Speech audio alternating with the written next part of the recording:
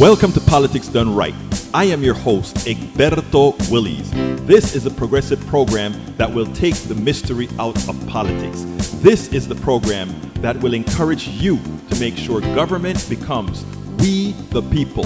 Whether you are liberal, progressive, conservative, or otherwise, you get to air your point of view. We are an independent media outlet that, unlike mainstream media beholden to corporations, we only owe allegiance to you. Remember, you can also send me a tweet at EGBERTOWILLIES. That is at Egberto Willies. Let us engage. It is Politics Done Right.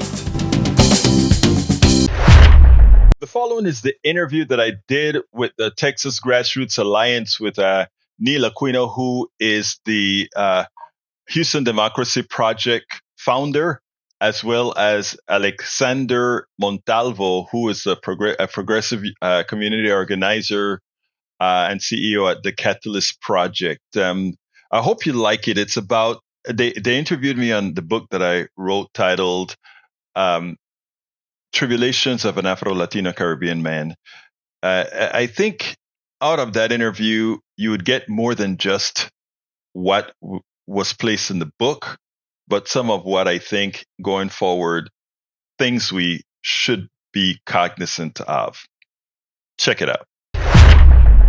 This is Texas Grassroots Alliance live stream, and I'm Neil Aquino with the Houston Democracy Project, Alexander Montalvo with the Texas Grassroots Alliance, Tarrant for Change. Our guest, Egberto Willies of the Politics Done Right broadcast in Houston, KPFT. But we're discussing today his book, Tribulations of an Afro-Latino Caribbean Man. Hello, Egberto. Thank you for having me, Neil, and thank you for giving me the opportunity to discuss my new book. You're always providing opportunity. Your show is extremely open, and your two shows always provide opportunity for activists, for grassroots folks, for rank and file folks. You even occasionally have an elected official on. We haven't stooped so low here at Texas Grassroots Alliance live stream, but maybe someday we'll take the plunge. Egberto, tell us who you are. Well, I'm Egberto Willies. I'm originally from Central America and Panama specifically. I came to the United States in the early 80s, late 70s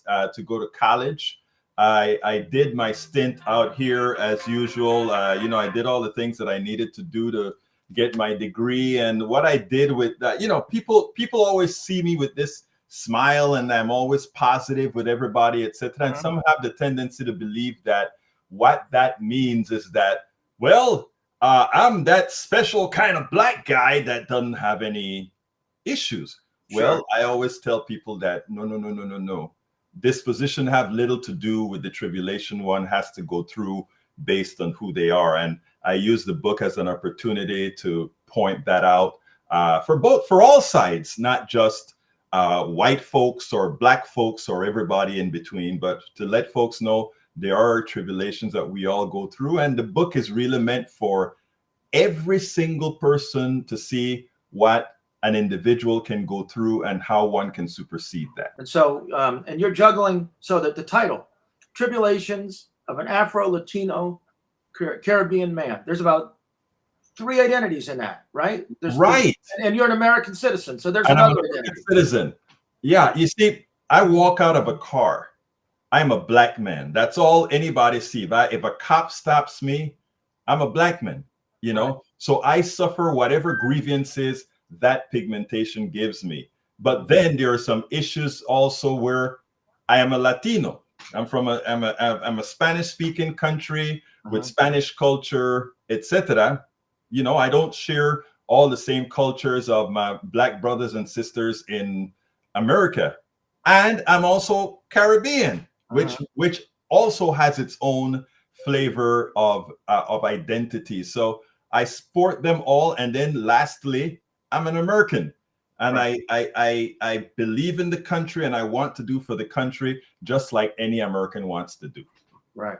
So you grew up in the Canal Zone, proximate to the Panama Canal Zone, correct? In it? It's amazing because, people just love to hear, wow, the canal is this great operation, right?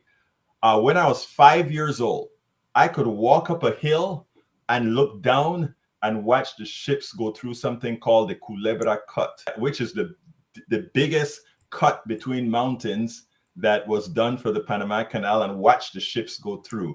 Okay. What tourists do there, I did whenever I just wanted to go up a hill and take a look. So so John McCain, for example, was born in the Panama Canal zone. Yes, in as much as John McCain was born in the same exact hospital that I was born in, Right. Pocosolo, guess what? He had an American passport. I have a Panamanian passport. So did the law? Why? If he was born on American soil and you were too, what was the law? What was the difference? The Canal Zone is actually wasn't American territory. It was leased to the Americans, just like they lease bases in Japan, or lease land in France and all these other places where we have bases. That's all it is. So notice that whenever you were born in France, or if you're born in Germany or whatever, you go to the consulate to say you were born of American parents, so you want to ensure that your kids are native born citizens of America, even as they were born in a foreign country. And that's what gave McCain his U.S. citizenship and not Panamanian citizenship, because in reality, he's a Panamanian. If you're old enough, you remember the fuss over the Panama Canal Treaty, right? It was Jimmy Carter took a lot of political heat, and Ronald Reagan, he wanted to give it back, and Ronald Reagan said, "We paid for that canal," right? It was a jingoistic, nationalistic issue. It is amazing, because the reality about the canal is stark. I mean, Panama wasn't a country in 1903. It was actually a province of Colombia. United States asked Colombia to build the canal. Colombia said, hell no. The Lesseps and France was already attempting to build a sea level canal then. But then, the United States, remember, speak softly and carry a big stick. Right. The United States got some rebels in Panama to create a revolution, and to stop Colombia from enforcing their territory. They parked a battleship outside in Colón, the city that I'm from, right, to let Colombia know with no uncertain terms, Panama is a new country. The United States recognized them immediately in 1903 and signed the treaty, the Panama Canal Treaty, in 1903 with people that weren't actually Panamanian. Did you interact with Americans? Was there Yes, I was born on the canal zone. My parents lived originally in Colón, and then when my father got a bigger job, he then moved into the canal zone. And so while in the canal zone, Panamanians lived together. There was segregation. Panamanians lived together in communities that were actually substandard now that we know it. And Americans live in other sections like Margarita, Gatun. Those places were for Americans. Arco Iris, Rainbow City corner were for Panamanians. Now, they also had two different school systems. Our systems were called the Latin American school systems. The system for the Americans were the standard American system. They made sure that the Panamanian kids and the Panamanian folks didn't really interact. So you came to America. Why'd you come to America? Because America really has some of the best universities on the planet. And, the selling point of America is actually great. And again, the universities are great. And what most Panamanians are that went to the canal zone, the next place that they usually come to is the United States for an education. If they don't go to the Panamanian universities and decided they want to sort of expand their horizons, a few would also go to Brazil or Spain, but most actually came and went to the United States, because again, the United States has a great college education system that has always been very well funded. Not so much as now, but has always been very well funded. So you went to UT, you went to University of Texas, Austin. Yes, interestingly, I came here on a music scholarship to be an engineer. Okay. So my professor on the canal zone had a good friend who ran the band at Blinn College. So that director gave me a scholarship to play the tuba and the bass guitar in Blinn, but I couldn't take, I always knew my horizons were, I wanted to go somewhere else. So After being 1 year at Blinn, I applied to A&M, UT, got into both, and decided to go to UT. How do you get started with the tuba? Why'd you play the tuba? Back in high school, I was our band had one tuba player, and I was a big guy, and I played the tuba, and we marched with the tuba. We did everything. So I started out playing that in high school. As a lover of the band program and being a former band student, there's a known knowledge that you always respect the tuba players. There's something about tuba players that are the coolest. They carry the heaviest instrument. Yes. And so it tells you a lot about a tuba player because they are high quality folks. I love Alex, man. You the tubas, that's right. Right. Oh, is there tuba are there tuba solos? Is there music specifically written for tubas? Yeah. And in fact, if you listen to a whole lot of Mexican music, you have the Mexican music that usually has a good starring tuba line, and doom, doom, doom, doom, doom, doom. Yeah. Oh yeah, definitely. I wish I could remember the name. There's a New Orleans-based brass band that plays a lot of tubas, and they do a hell of a cover of Joy Division's "Love Will Tear Us Apart" with tuba. It's just great. I got a quick question, Egberto. Neil, I wanted to ask Egberto something.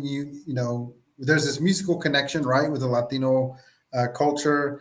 Your book is about, you being a Caribbean Afro-Latino man.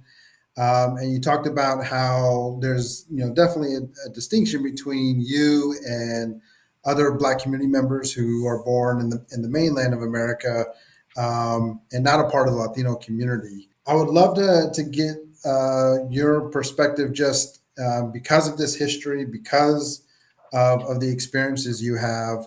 How has that been navigating the Latino community and the Black community? What are some of the things that you feel are crucial for folks to understand what it truly means to be Afro-Latino?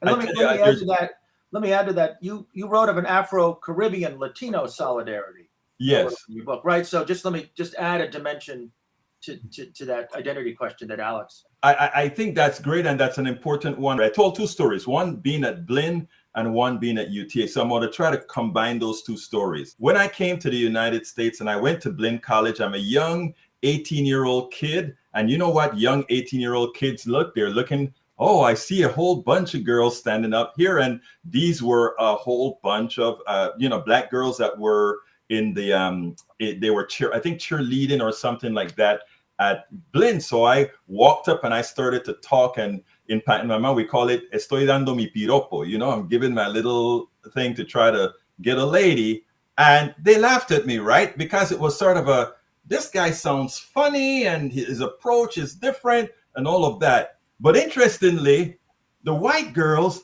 they were like kind of intrigued, and they really wanted to talk to me and were like very accepting. And of course, the Latinos just slapped me around. We'd go because we all partied together, etc. So it was an interesting dynamic that at Blinn, the women that gave me the most play then were white women. When I came to the University of Texas, the first place I went to was an institution, meaning the group that I was going to be a part of was the Afro-American Culture Committee. I said, okay, I'm going to go to UT. I'm going to become a member of this committee.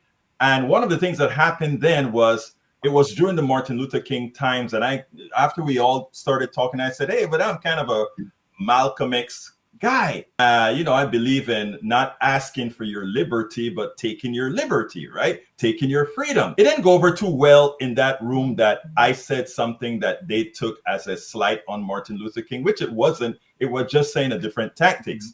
And they really got into me, and they were like, you ain't one of us anyway. You're a damn import. And that stuck to me like, you know what? You're an import and you are not from here and you don't get it. That was the first time I got a chance to interact with my Black brethren in America, and as a Black Latino to come out and then say, let me remind everybody that when the ship came from Africa on that slave trade, it stopped in Brazil, which had a whole lot of Black folks speaking Portuguese then. It stopped in Panama, and Costa Rica and all these other places where you had brothers speaking Spanish, and it stopped in the Caribbean with the British, where we spoke English, and it then came to the United States.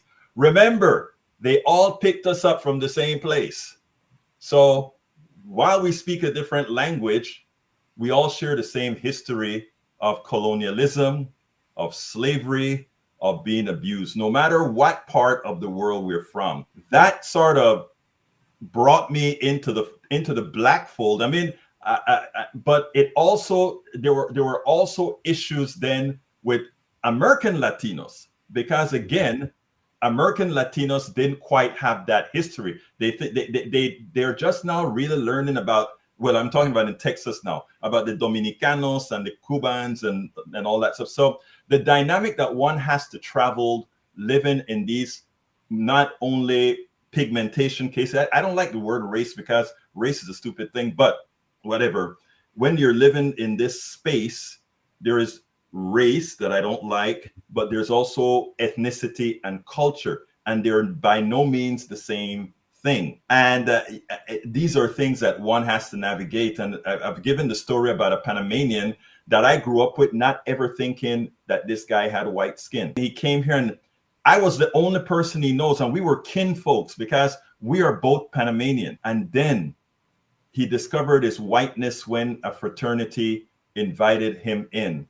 And the fear that he took when he saw me coming, and the phone calls that no longer occurred and all of that sort of stuff. So it's amazing the dynamics that happen. And when I talk about tribulations of what somebody with this ethnicity, this pigmentation and all of that goes through, it doesn't only cover blackness, it covers whiteness, and it covers what one known as Latinidad, right? The Latin issues that are also there, because they stuff Latinos in one box as if, okay, this is how Latinos behave. A Mexican Latino ain't a Cuban Latino, ain't a Dominican Latino, ain't a Puerto Rican Latino, ain't a Panamanian Latino. Right. And I think that's huge in terms of just the importance of this book that you wrote, that up front and center is talking about identity and talking about, the impact of what identity can do in terms of the experiences you have in life.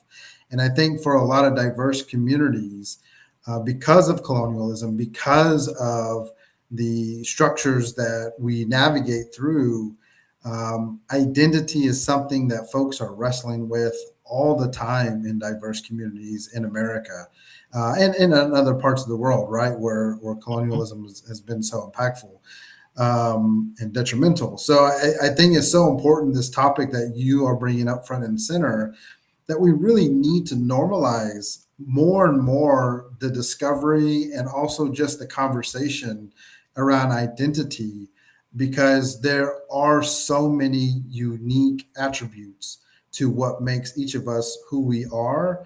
And we're constantly trying to fight,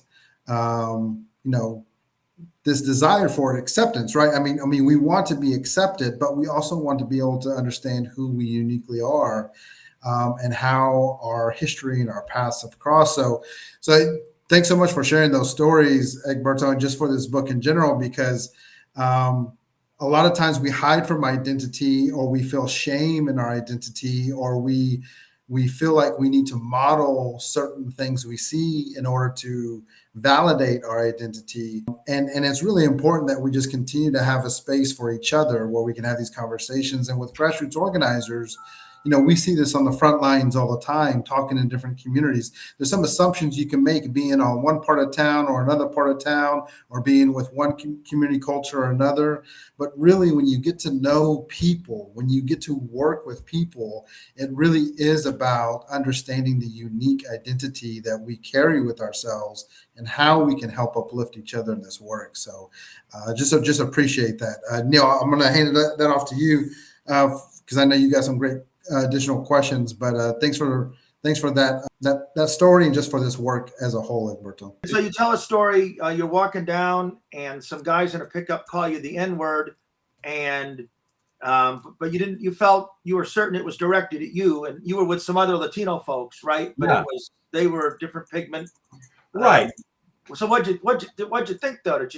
Had you been called that word in Panama? Would that happen? Interestingly, in Panama, that word was never used on me in Panama ever. But I tell you, in Latin culture, using the racial terms, I don't want to say come with a bit of endearment, but it has a different flavor. It's not mean like it is over here. Like we always talk about mi negra or mi negro or yo soy mi moreno or something like that. When we're talking about each other, like we kind of give different gradations to complexion, right? But really not in a very evil way. I'm not saying racism isn't there, but it has a different connotation when it comes in the Latin culture. But there, it was shocking when the guys shouted it out from the pickup truck. And I am sure because these were mostly very light-skinned or white Latinos that I was with, they hadn't a clue of what was actually going on. I think two of them, if I remember, they were from Argentina, Ecuador, and Guatemala. Those were the three countries of most of the people that I hung with at Blinn. And so that's where it came, that's when it did happen. And, they didn't have a clue, but I knew exactly what was going on, right? While I wasn't called that in Panama, I saw Shaft, Right. in Panama. What are some ways that you can buy the book? One link, politicsdoneright.com/books, not only gives you this particular new book that I have, but the other books that I've written. So it's a good place to pick up on getting the book. Of course, you also get to the site where we do our radio show, which of course you have been a mainstay on, Neil Aquino. He's a beloved member of the Politics Done Right family on KPFT every single Thursday, which I think he has his posse over there now. I appreciate the hospitality of you and the studio crew and the callers over there. You're done with college. What's next? Well, that is, and a lot of what I put in the book is, okay, after college is when real life begins, right? That's when you decide the employment that you're going to have. That's when you decide if you're going to be in business for yourself. That's what determines a whole lot of your life. And so a lot of the stories that I tell in the book are all the different things that occur after college. Yes, I had my tribulations in college. Yes, in college, teachers took you for granted. Yes, I stood up to teachers, etc. All of that happened. But the real life begins after college. And from the beginning, when I got into the workforce, it was all there to see. Most people, when they get into the workforce, we just accept things. We accept things for how they are. The only things I accept for how they are is when I'm around a cop. And that is because, well, we all know, cops are always right? And in our society, it seems like cops are always right. So we give them the benefit of the doubt till we get them in court, and we hope we can get dispensing then. But when it came to employment, I was never a pushover. And what I do in the book is I try to show some of the stories that happens to people. For the people of color who read those stories, they're going to understand it immediately.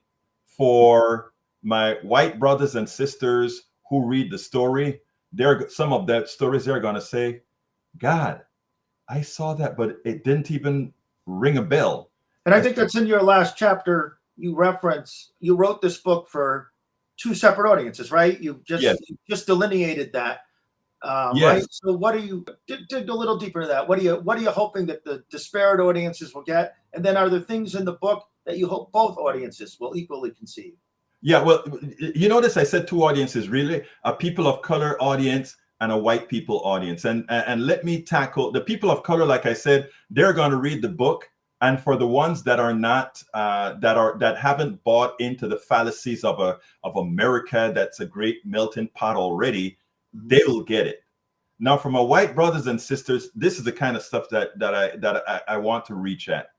Right now, there's an anti-DEI movement, as if we don't need that. It's reverse racism, etc. Because many really don't see that racism and prejudice and lack of opportunity has taken a different form.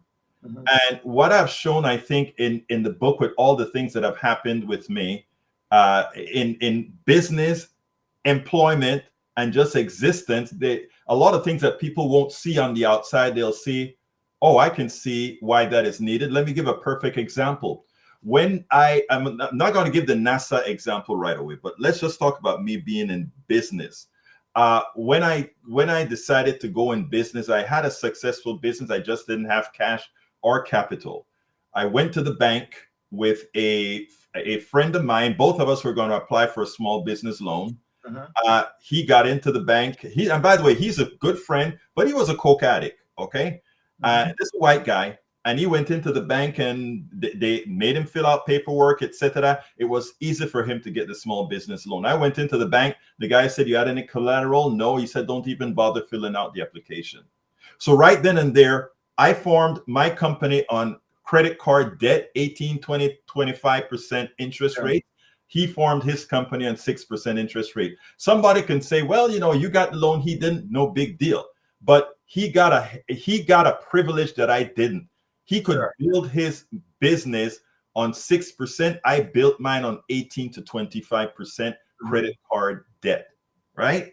So what I try to explain in the book is that that kind of stuff happens. And when we talk about DEI and the reason we have to have some sort of equity is when you see things like that happen, it actually affects your ultimate success, or your success is degraded, not based on your abilities, but your success is degraded based on your ethnicity, your complexion, who you are. At NASA, this one, another quick example. At NASA, you worked at NASA. Yes, I did. What were you doing? I was a senior programmer analyst and a senior research engineer. And interestingly, I told several of the stories in there relative to NASA, but the one that always got to me, and this one is people think it's simple, but it is inherent to how people are treated, right? I am at the place, and I have my cubicle. John Day has her cubicle at the window, and I never thought anything of it. But when she quit, I go into my boss's office and I said, "Hey, anybody had dibs on her office yet?" Which was at the window. And he said, and this was in Clear Lake, no. So I said, okay, I am making the first dibs for that office. I want to move my office to her office now that she's gone. He turns around and he looks straight at me and he said, "Oh, I'm sorry, Egberto, that the window offices are relegated to seniors." Well, guess what? Senior staffers. Yes. Yeah. I was a senior, not knowing that I had the worst cubicle even as a senior, and the seniors there that were white had window seats and cubicles. And I didn't have a clue. So he just came out and blurted that out, and I smiled and I said, "Oh, I'm a senior." And he got red face and he stopped it. "Oh, I don't." And I stopped him and I said, "I don't know what you're gonna do." And I walked out of his office. I went to my briefcase, picked it up, walked out of the building in Clear Lake, jumped in my car, and started off. I lived in Houston. I worked in Clear Lake, drove home. By the time I got home, a call came in to let my wife know, and my wife thought something was hell of a wrong, to let me know that, "Oh, by the way, it's yours." But the issue is, why do I have to go through things like this? Right. So those types of things are a constancy, but it's a constancy in the lives of POCs right now. And even look, there are good people out there that do the right thing, but too many of us are faced with the right thing not being done. And in that process, most people just acquiesce to it. They're quiet about it. It's something that I was never quiet about. I would do things at the risk of losing my job, including there was a time when all the Black and Latino folks would meet up at my cubicle and we'll be shooting the bull and all that kind of stuff. We had Africans, we had Latinos from just about every country. We'll just talk and we'll have these types of conversations, And I remember my boss coming down to the aisle and he had his cigar. "What the hell are you running here, Egberto? The damn NAACP?" It is the things that you have to go through in these systems, and nobody talks about it because, well, You talk about it, what's going to happen.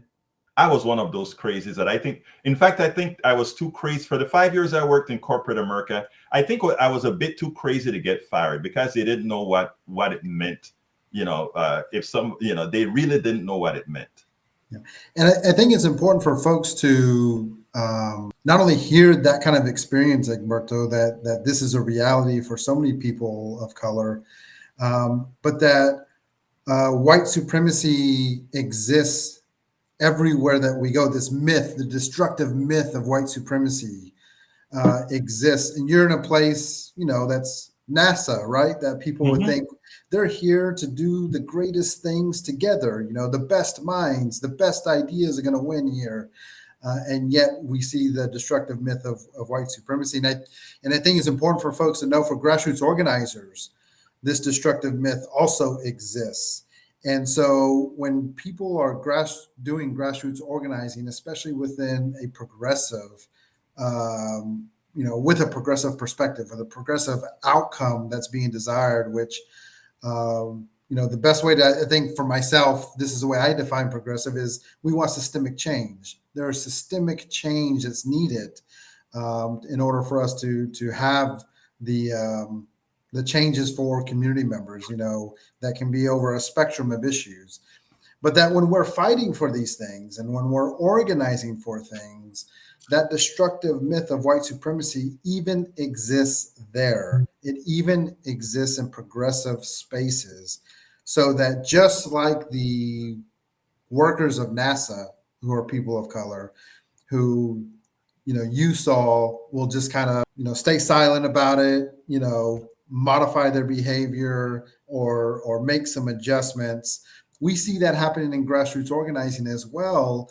And it's extremely harmful because we're here in a space fighting for the social justice that we're trying to achieve, right? So when grassroots organizers are people of color and they're pursuing funding, we'll see certain aspects and certain mentalities like, no, I actually don't want to receive money because I don't want it to be seen that I'm doing this for the money. And if you're in grassroots organizing, there is not the money we are doing this for. We are doing this for the betterment of our communities, but that we should feel comfortable getting compensated for labor. We should be comfortable challenging the status quo. And we see that destructive myth of white supremacy existing within this important work that we're doing, as you saw in your workplace, as I've seen in my previous workplaces. And it's so important for people to understand that I think when it comes to even like the political party space, why so many folks struggle to stay in that space or navigate it is because they are sidelining diverse voices in a number of ways that continues to have them put in a place where they're not getting the results that they want. They're not getting outcomes that they want. But it really, in order to get those outcomes, it's got to start with the organizing, the trust, the relationships, the community that's going to get us to a better future. And so I think that example for me is like touches right on a nerve of what we see day in and day out. And I'm curious to kind of, as you reflect on that experience in the book and reflect on this experience, here on the live stream, how do you still see that showing up in organizing spaces and the work that you're doing today? Oh, I mean, you touch on a very important thing when you talk about it. It even comes with contributors to grassroots organizations, right? I want to put this in the right context. I have in politics done right. I'm going to kind of shift a little bit, if you allow me this. That's your program. Yeah, that's my program, Politics Done Right, and it is well designed. It is connected using social media networks, and it's a complete turnkey thing, right? And the truth of the matter is, I'd love to expand that because, as I told the group yesterday, we should have the mainstream media is not for us progressives because we don't fit the neoliberal profile. So it is something I would love to replicate by the hundreds. We'll have a lot of folks doing these things, and then we get that intersectionality of different folks Right. doing that. Love to do that. Right. But all of that takes funding, right?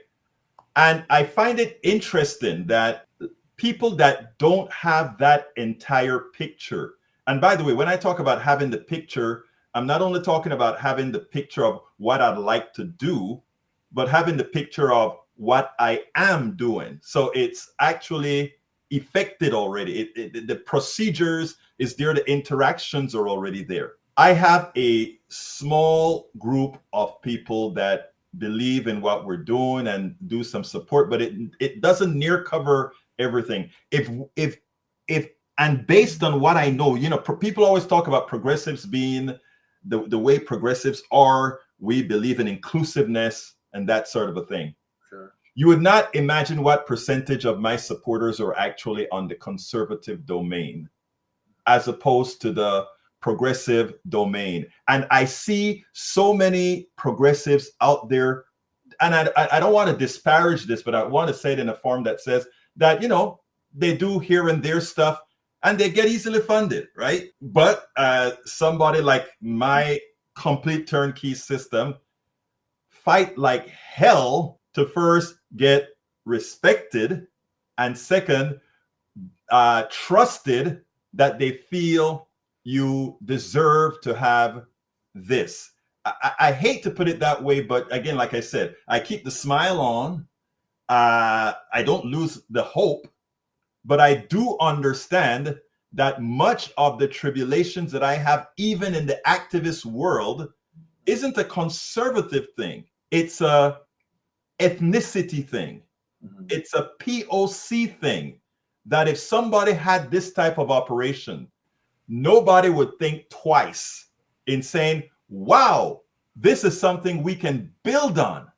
Because you've shown that with one person, you can have all these permutations going. Imagine if we could duplicate that. If it were done in another embodiment, I am very sure that it would be very well funded.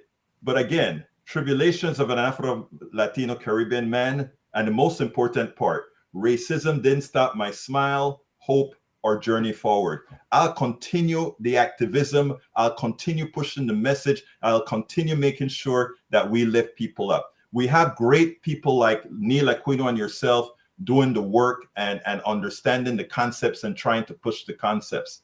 And that's what we got to keep doing, irrespective of all the things. But one of the things I hope to do with this book is to let people see, look, when these things occur, first of all, for those who are doing it knowingly, hey, we get it. We understand where you're coming from. And with the hope also of enlightening those who don't realize that these things happen. Yeah, I will. Right. I'm glad to say that. And you moved to a neighborhood of Houston called Kingwood. What's Kingwood? Why'd you go there? Kingwood is a nice woody community that when I moved here in 97, I think, was pretty damn white. And it's part of Houston. Just to make sure, it's a part of Houston. It's one of those places where they don't necessarily want you to know that, right? But it is.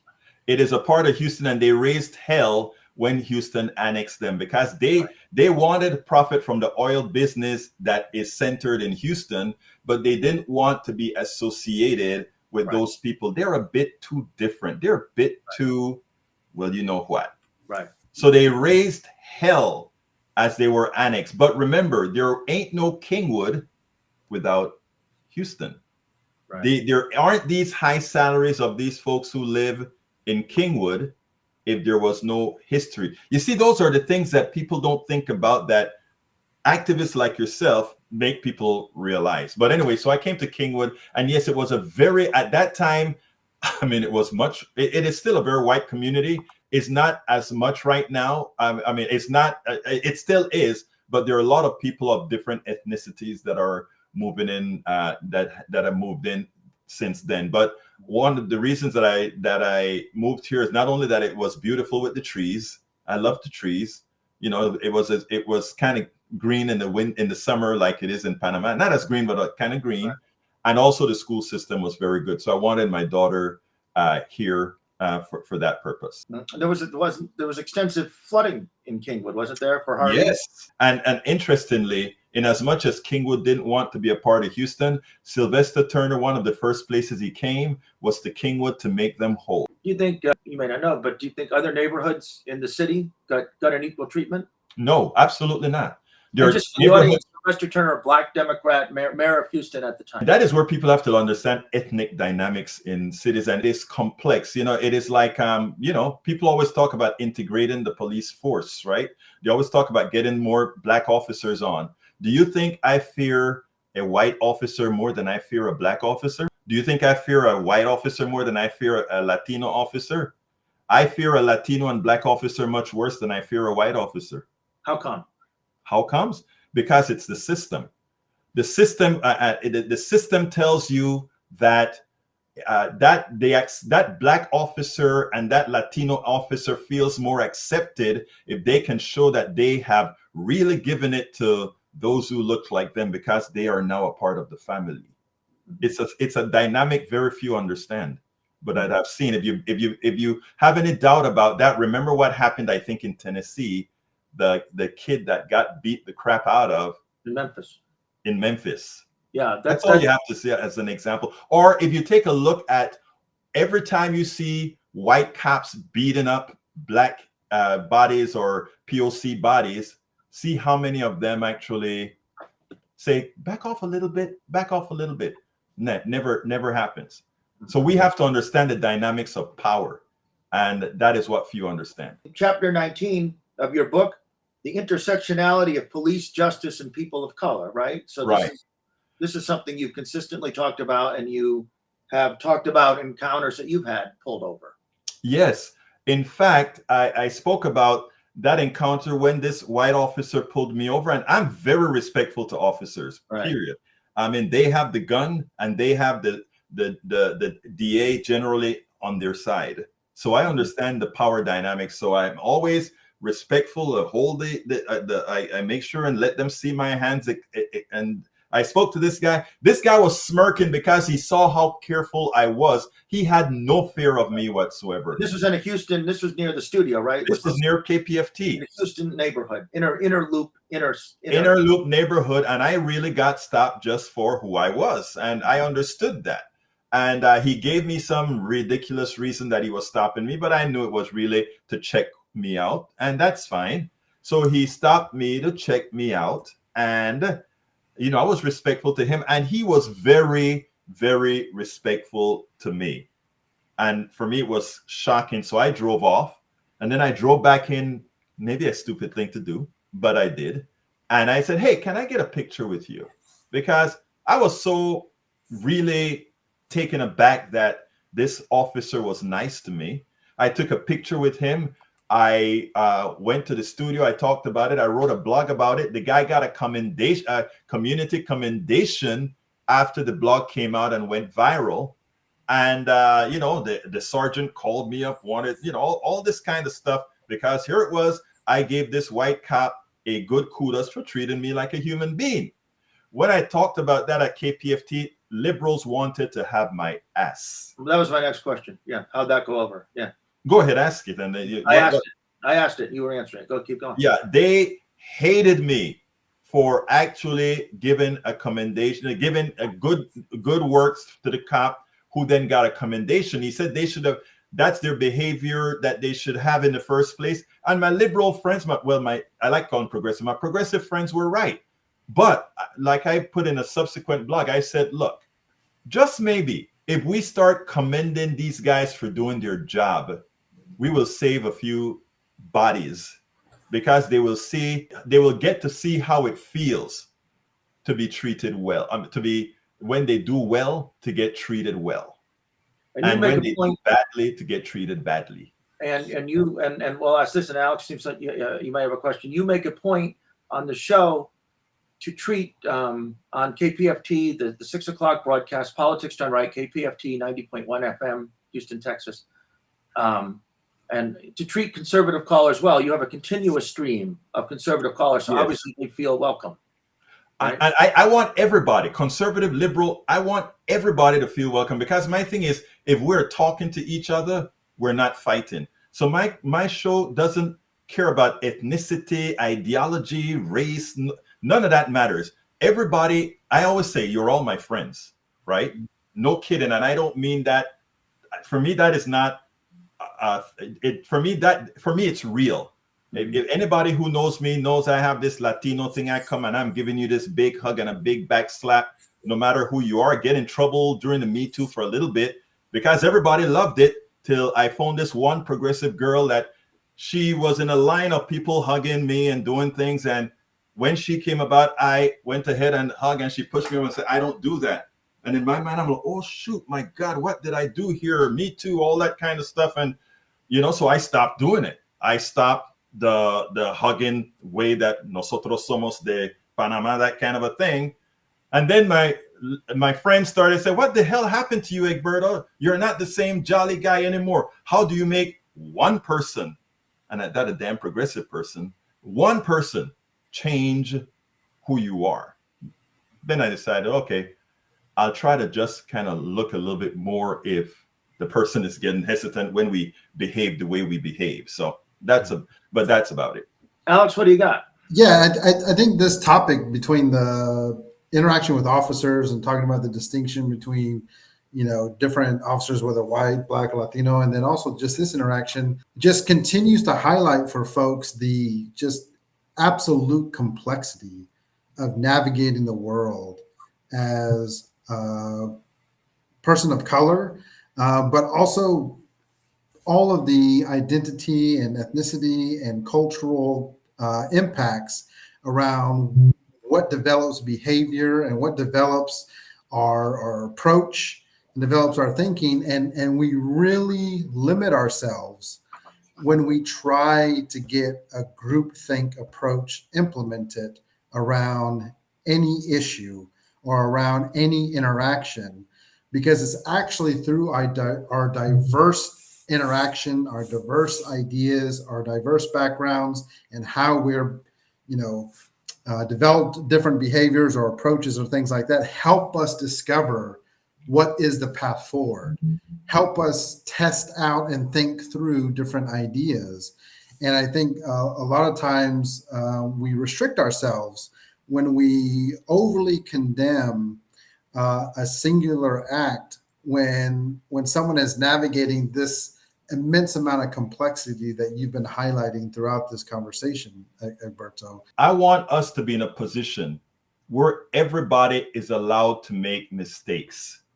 Whatever kind of mistakes it is, ethnic mistakes, racial mistakes, I have made them. Okay? Sexist mistakes, I have made them. I want people to know they can make these mistakes, but I also want to make sure that people have a place to land. In other words, engage, do these things, be around folks, screw up. And I want the people who are the ones that are aggrieved to be able to be thick-skinned enough, strong enough to say, I get it. I can actually work with you and say, hey, what you've done is not right, and that you learn from that. Now, if you keep doing the same kind of stuff that harms people or that shows some sort of a supremacist being, whether it's male supremacy, white supremacy, any kind of supremacy, then after a while, we dump you. But we have to give, I don't know what I don't know. Most Americans are reared a certain way. You can't ask folks that's been reared under the cancer that was created since the inception of this country to know everything. So I think the first thing comes in understanding, and I talk a lot about that in my book. The first thing is understanding where people come from. The other book that I wrote called "It's Worth It: How to Talk to Your Right-Wing Relative Friends and Neighbors." It's about, first of all, getting people to trust you. Secondly, after they trust you, giving them the reality that you accept that they'll make mistakes because you make mistakes yourself. And then the other thing is that they have a place to land. The white supremacist, the KKK person or whatever, many of them don't want to be there. They're there because that's their home. That's what they know. And if they felt like they had a place to land, that they could still have an existence outside of where they're comfortable, it'll open the doors, not for all, but some to come and join you. And in a democracy, that's all that we need. You took a turn to kind of a full-time activism. Yes. Why'd you do that? I was always a talker. In other words, I always was a radical. From people will tell you from being in high school. When I got to the University of Texas, I marched with the group that says, let's get the University of Texas divestiture out of the South African apartheid regime. Those are the kinds of things that I did. When I joined corporate America, I had to be quiet. It was difficult. I used to blog, and they weren't called blog then, they were called CompuServe. That's before your time, Alex. And it was CompuServe and all those different online bulletin boards and that kind of stuff, right? Yeah. So I used to do that under a pseudonym. When I formed my own software company, I couldn't be this radical out there either, because my customers were from NASA to Boeing to all these oil companies, etc. So I had to watch what I say. So I also blogged under two pseudonyms that you guys could find: Tolerant Liberal and Black Stallion. So I did under these different blogged under these different things. When my daughter got out of high school, that I know that my activism wouldn't hurt her in school or hurt her among her friends. It was like liberating. I started to do radio first in a little radio station in Canada. Then I started to do it, broke out here with the Coffee Party and some other, or moved to Amend and other organizations. I started working on doing radio and blogging and writing. And then when my website started to make enough money, I said, I really got tired of the software business. The software business made me a lot. It bought my house, my cars, my everything. I even got to put away a few bucks that I all spent now because of 12 years of activism that hadn't paid. What happened is the following. I decided to go full activism. I was making enough after I reduced all my costs to do this. Mm-hmm. And then the bottom fell out, meaning Google, Facebook, and all of them changed the algorithm that cut my income by, guess what? I'm talking about by 90%. One flip of the switch by these companies, 90% haven't recovered since. But the idea being, we all look whenever things are going wrong. We all say, damn it, this person needs to do something about that. Damn it, that person needs to do something about that. And you have to kind of ask yourself, if you're asking everybody to do something about it or somebody else to do something about it, what the hell are you doing? And the thing is, I had the wherewithal. I knew how to build a platform. I knew how to do all these things to make money elsewhere. Maybe I could do this to create a better America. Not me alone. I'm trying to be facetious, but being one of the small grains of sand that actually can do it, right? And I did that. Now, it has not been the best move financially at all, because I resemble that remark. Yeah. Right? Yeah. But I tell you one thing about it. You are making a difference. Like you, Neil, making a difference. Like you, Senor Montalvo, making a difference. And I think this is so key what you're highlighting, this transition and the cost of this transition and the impacts of, navigating the model as is and then the model changing, is that it's really important for folks to understand that the money in the industry is still there. Mm-hmm. There's millions of dollars going to candidates and campaigns. Mm-hmm. There's millions of dollars going to large nonprofits. Yeah. Both of them collaborate and share labor with grassroots organizers. I mean, we could highlight the number of people, Egberto, that you've had on your show and go for another hour. Mm-hmm. You've had AOC. You had, even in the local primary, local candidates, you had Sean Tier and Kim Ogg, who were battling over the DA position. So they value the work you're doing. They utilize the space and the audience you've built. And yet we don't see nearly enough of that share of resources going to politics done right from that part of the infrastructure, that part of the ecosystem. And then large nonprofits have also benefited from your work. And I know you've highlighted amazing organizations like the Poor People's Campaign, which may not be an example of someone who has all the money in terms of this work because of what they're doing as well. But there are large nonprofits who have also benefited from your work. And we really need people to understand that the decisions they're making, either in their contributions, in their donations, or in their support, makes a huge difference. And if 10% of the current market share went to grassroots organizers, we'd be set. Egberto, wrap us up, close us out. First of all, I want to thank the Texas Grassroots Alliance for having me on today to not only discuss my book, but also our progressive movement. Thank you so kindly. Please visit us at politicsdoneright.com. You can get my book at politicsdoneright.com/books. Yeah. Thank you so kindly, Neil. Thank you so kindly, Alex. This has been a very enjoyable experience. Okay, appreciative of your time. Buy the book. It's a great gift, too. Excellent Mother's Day gift, Father's Day gift. Buy bulk copy of Egberto's book. Move it up the list. This has been Texas Grassroots Alliance live stream. Thank you for everyone for watching and your support, and we will be back at you soon. I hope you enjoyed that, and if you can, go ahead and get the book. I promise you that you'd find it rewarding.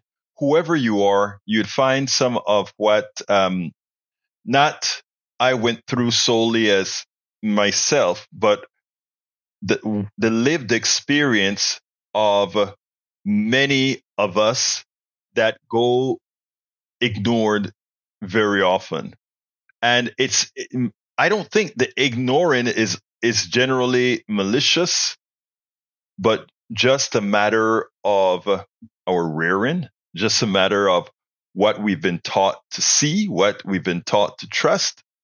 And I think the book does open a lot of doors. So check it out. You can find it at, if you go to politicsdoneright.com/books, you get a chance to get that book and many of the other books that placed in circulation.